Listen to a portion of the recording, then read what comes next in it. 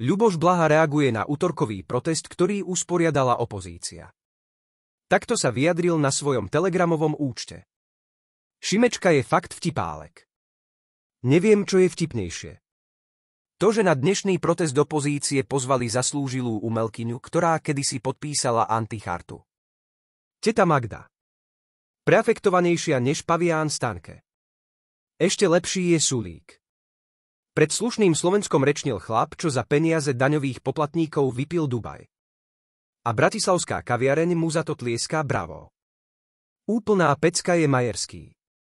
Chalanisko si ako primátor Levoče prihral pozemok, kde si nejakým zázrakom postavil haciendu ako kráľ. A keď ho z toho, že si nakradol, obvinil Hlina z SAS, tak sa vyhovoril na svoju manželku Lexman z Európskeho parlamentu, ktorú si podľa cirkevných zákonov ani nemal vziať za ženu, lebo bol predtým ženatý a mal deti. Úplný tragéd.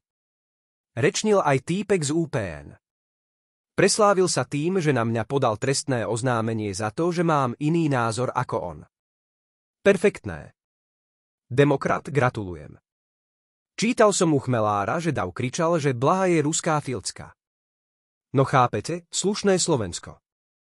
Očakávam srdcervúci status od prezidentky Čaputovej, ktorá predsa zásadne odsudzuje, keď po nej ľudia kričia, že je americká agentka. Kde je teraz? Ja nie som z cukru, mne takéto prejavy nevadia, vadí mi len pokrytectvo slniečkarov.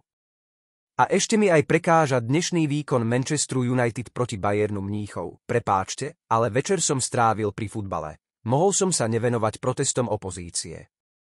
No dobre, nebudem vás napínať. Najvtipnejšie číslo dnes večer predviedol Michal Šimečka z PS. Že prekuratúra. Šišatý Fidel dal úplne že revolučný prejav. To si treba kuknúť zábavnejšie než Manchester Bayern. Neviem sa prestať smiať. Fakt sa úplne trasieme. Pred 2 mesiacmi sme vyhrali voľby a naplňame svoj program. A tu nám Michal z Bruselu tu niečo tára o prekuratúre.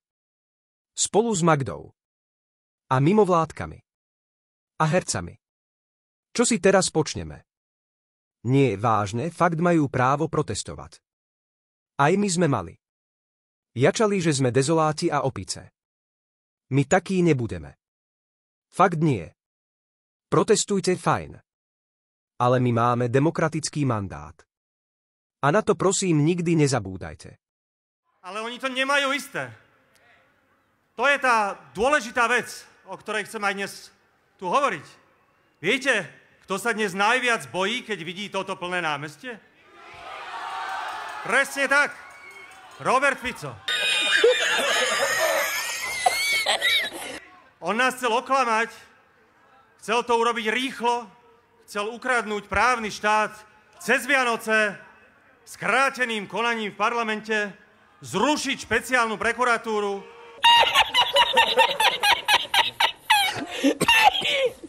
Priatelia, ale prerátal sa. Dnes to, čo cítiť z vlády, nie je istota a sebavedomie.